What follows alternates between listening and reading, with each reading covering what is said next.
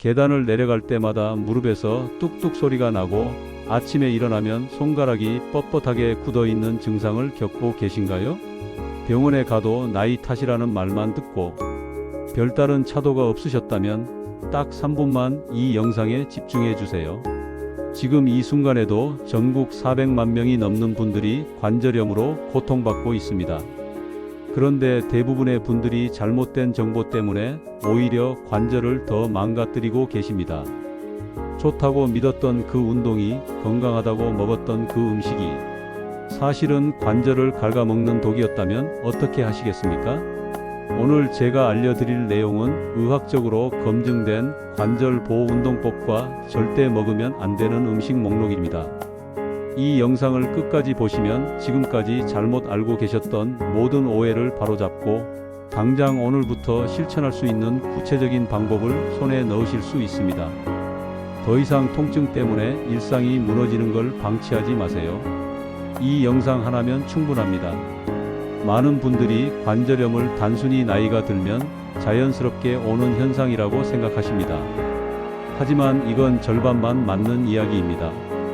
관절염은 관절을 보호하는 연골이라는 물렁뼈가 점점 닳아 없어지면서 뼈와 뼈가 직접 부딪히게 되고 그 과정에서 염증과 통증이 생기는 질환입니다. 우리 무릎 관절은 하루에 약 10만 번 이상 움직이고 걸을 때마다 체중의 5배에서 7배에 달하는 충격을 견뎌냅니다. 이 엄청난 충격을 겨우 3mm 두께의 연골이 흡수하고 있습니다. 문제는 이 연골이 한번 손상되면 재생이 불가능하다는 것입니다. 피부처럼 저절로 회복되지 않습니다. 특히 60세 이상 어르신들의 60% 이상이 이미 관절염을 갖고 계시고 여성분들이 남성보다 2배 이상 많이 걸립니다. 왜 그럴까요? 폐경기 이후 여성 호르몬이 급격히 감소하면서 뼈와 연골이 약해지기 때문입니다. 게다가 무릎을 꿇고 걸레질하거나 쪼그려 앉아 빨래하는 일상적인 집안일들이 관절에 치명적인 부담을 주기 때문입니다. 하지만 희망적인 소식이 있습니다. 올바른 운동과 식습관만 제대로 지켜도 관절염의 진행 속도를 크게 늦출 수 있고 이미 시작된 관절염도 증상을 현저히 완화시킬 수 있다는 것입니다. 많은 분들이 운동하면 관절이 더 닳는 거 아닌가요? 라고 물으십니다. 이건 완전히 잘못된 상식입니다. 적절한 운동은 오히려 관절 주변 근육을 강화해서 관절을 보호하고 연골에 영양분을 공급해 관절 건강을 지켜줍니다. 실제로 한 70대 할머니 사례를 말씀드리면 무릎 통증 때문에 2층 집에 살면서도 계단을 오르지 못해 1층에서만 생활하셨습니다. 병원에서는 인공관절 수술을 권했지만 수술이 두려워 제가 알려드릴 운동을 6개월간 꾸준히 하셨습니다. 그 결과 지금은 계단은 물론 가벼운 등산까지 다니고 계십니다. 첫 번째, 의자에 앉아서 하는 허벅지 강화 운동. 의자에 앉아서 한쪽 다리를 쭉 펴고 10초간 유지하는 운동입니다. 이때 발끝을 몸쪽으로 당기면서 허벅지 앞쪽 근육에 힘을 주는 게 핵심입니다.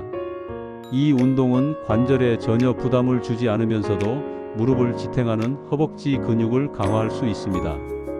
양쪽 다리를 번갈아 가며 10회씩 하루 3번만 해주세요. 두 번째, 누워서 하는 다리 들기 운동. 바닥에 편하게 누워서 한쪽 다리는 굽히고 반대쪽 다리는 쭉 펴서 발 하나 높이만큼 들어 올립니다. 이 상태로 5초간 버티고 천천히 내립니다. 이 운동도 관절에 무리를 주지 않으면서 엉덩이와 허벅지 근육을 동시에 강화할 수 있습니다. 양쪽 10회씩 하루 3번입니다. 세 번째, 벽에 기대서 하는 반 스쿼트. 일반 스쿼트는 무릎에 부담을 주지만 벽에 등을 기대고 하는 벽 스쿼트는 다릅니다. 벽에 등을 대고 서서 무릎을 살짝만 30도 정도만 구부렸다가 펴는 동작을 반복합니다. 깊이 앉으면 안 됩니다. 이 운동은 허벅지와 종아리 근육을 골고루 강화해 줍니다. 10회씩 하루 2-3번이 적당합니다. 네 번째, 평지 걷기 운동. 걷기는 관절염 예방과 치료에 가장 좋은 운동입니다. 하지만 중요한 건 어떻게 걷느냐입니다. 딱딱한 아스팔트보다는 흙길이나 잔디가 깔린 평지를 선택하세요. 운동화는 쿠션이 좋은 것으로 신으시고 처음에는 15분부터 시작해서 점차 30분까지 늘려가세요. 이때 가장 중요한 원칙이 있습니다. 운동 후 10분에서 15분 안에 무릎 통증이 사라져야 한다는 것입니다. 만약 운동 후 1시간 이상 통증이 지속되면 운동 강도를 줄이셔야 합니다. 다섯 번째, 수영과 물속 걷기. 물속에서는 부력 때문에 체중 부담이 확 줄어듭니다. 수영이나 아쿠아로빅은 관절에 거의 부담을 주지 않으면서 전신 근육을 강화할 수 있는 최고의 운동입니다. 단, 평영처럼 무릎을 과도하게 구부리는 동작은 피하고 자유형이나 물속 걷기를 추천드립니다. 여섯 번째, 실내 자전거 타기. 실내 자전거는 안장을 최대한 높게 올리고 처음에는 저항 없이 가볍게 페달을 밟는 것부터 시작하세요. 무릎을 너무 많이 구부리지 않는 게 핵심입니다. 하루 20분에서 30분, 주 3회에서 4회면 충분합니다. 여기서 절대 해서는 안 되는 운동도 꼭 알아두셔야 합니다. 등산, 특히 내리막길은 무릎에 엄청난 충격을 줍니다. 계단 오르내리기, 깊은 스쿼트, 런지, 레그 익스텐션 같은 운동은 당장 중단하세요. 축구, 농구, 배구처럼 점프하거나 급격히 방향을 바꾸는 운동도 관절염이 있다면 피해야 합니다. 주변에 무릎이나 관절 때문에 고생하시는 분이 계시다면 이 영상을 꼭 공유해 주세요. 함께 건강해지는 게 진짜 나눔입니다. 이제 더 중요한 이야기를 해드리겠습니다.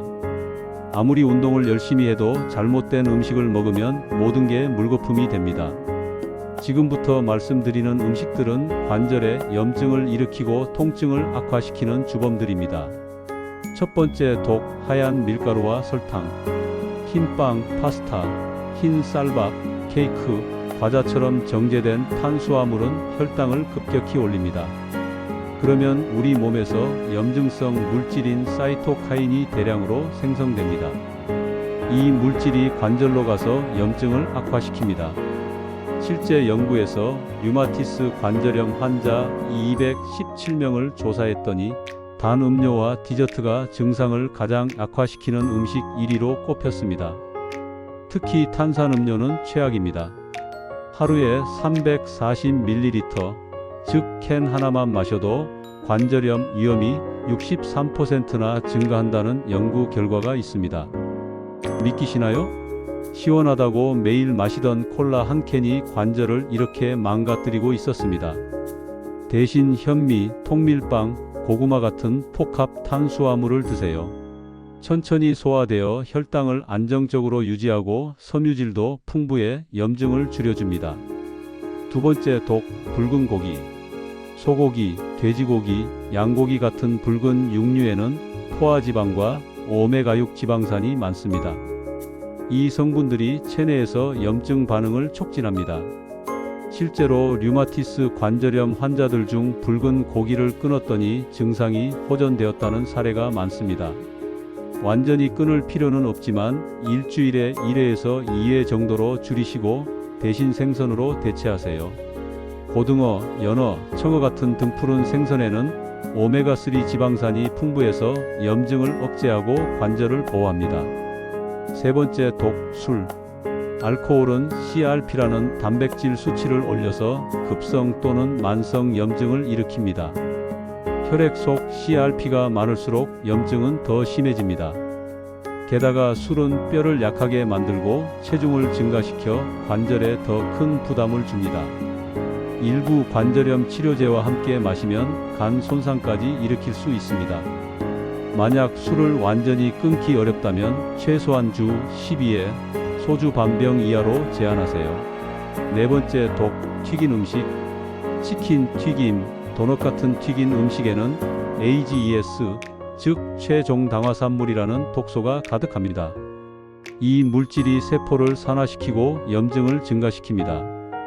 연구에 따르면 튀긴 음식을 끊거나 줄이면 염증 수치가 현저히 낮아집니다. 튀긴 음식은 지방 함량도 높아서 체중 증가로 이어지고 무거워진 몸무게는 고스란히 관절에 부담이 됩니다. 체중이 1kg만 늘어도 무릎 관절이 받는 압력은 35배 증가한다는 사실 기억하세요. 대신 굽거나 찌거나 삶은 요리를 선택하세요. 에어프라이어를 사용하는 것도 좋은 방법입니다. 5번째, 짠 음식. 새우, 통조림, 피자, 치즈, 햄, 베이컨, 라면 같은 가공식품에는 나트륨이 과다하게 들어 있습니다. 짜게 먹으면 몸에 수분이 고여서 관절이 붓고 활동성이 제한됩니다. 동물 실험에서도 고염 시기를 먹은 쥐가 관절염 증상이 훨씬 심하게 나타났습니다. 소금 섭취를 하루 5g 이하로 줄이세요. 음식을 조리할 때는 소금 대신 마늘, 생강, 허브 같은 향신료로 맛을 내는 것도 좋은 방법입니다. 6번째, 오메가6 지방산이 많은 식물성 기름. 콩기름, 옥수수 기름, 해바라기 씨유, 포도 씨유는 건강해 보이지만 오메가6 지방산이 과다하게 들어 있습니다. 오메가6와 오메가3의 비율이 불균형하면 염증이 증가합니다.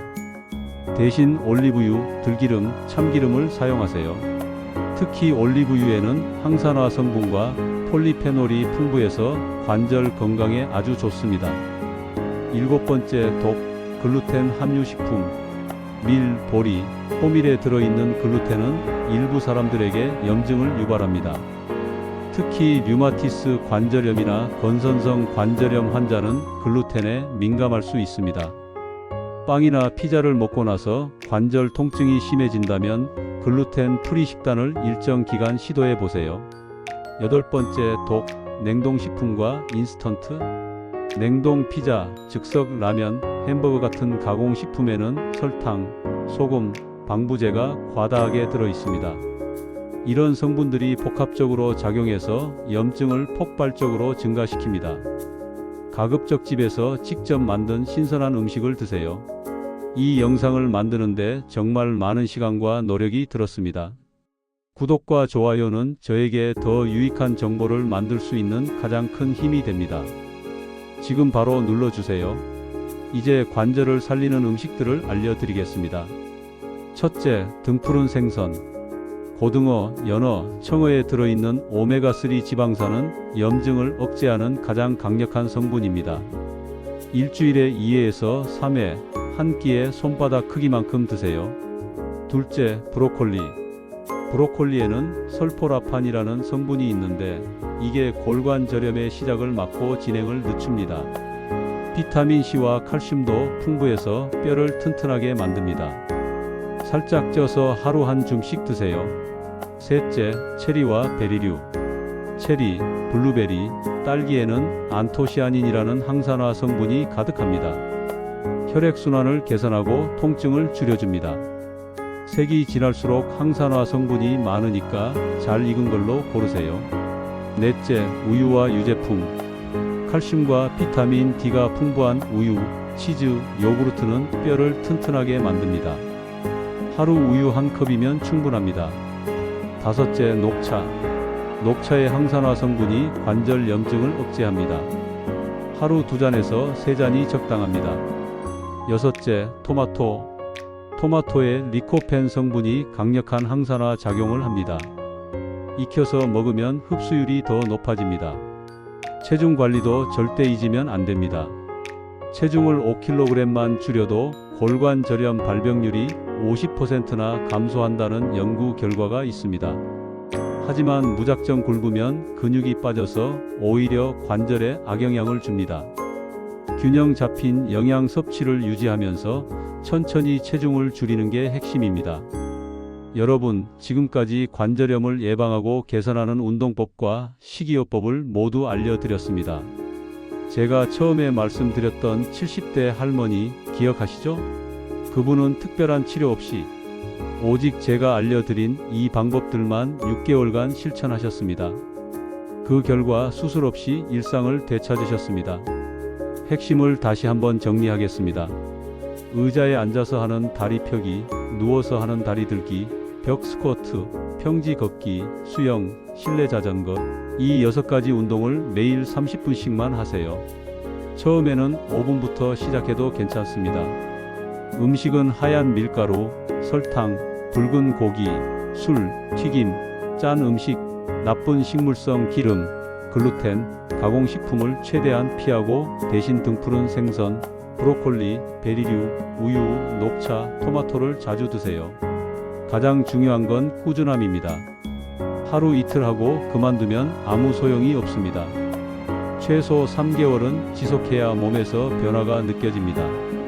달력에 매일 체크하면서 실천하세요. 관절염은 완치가 어려운 병입니다. 하지만 적절한 관리로 충분히 통증 없이 살 수 있습니다. 수술이나 약물에만 의존하지 마시고 오늘부터 당장 실천하세요. 다음 영상에서는 어깨 관절과 손가락 관절을 살리는 구체적인 방법들을 알려드리겠습니다. 어깨가 자주 결리시거나 손가락이 뻣뻣하신 분들은 절대 놓치지 마세요. 오늘 이 정보가 여러분의 삶의 희망이 되었기를 바랍니다. 이 영상이 도움이 되었다면 구독과 좋아요를 눌러주세요. 여러분의 응원이 더 유익한 다음 영상을 만드는데 가장 큰 힘이 됩니다. 더 알찬 내용으로 다시 찾아뵙겠습니다. 시청해 주셔서 감사합니다.